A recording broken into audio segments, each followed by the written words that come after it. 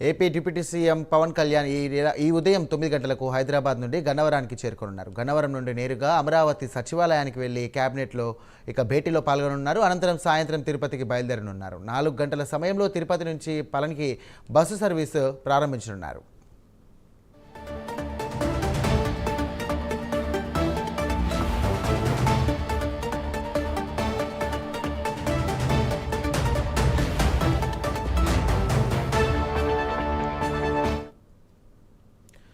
Deputy CM Pawan Kalyan ఈ ఉదయం 9 గంటలకు హైదరాబాద్ నుండి గన్నవరానికి చేరుకోనున్నారు. గన్నవరం నుండి నేరుగా అమరావతి సచివాలయానికి వెళ్లి కేబినెట్ భేటీలో పాల్గొననున్నారు. అనంతరం సాయంత్రం తిరుపతి బయలుదేరనున్నారు. 4 గంటల సమయంలో తిరుపతి నుంచి పళనికి బస్సు సర్వీసును ఆయన ప్రారంభించనున్నారు.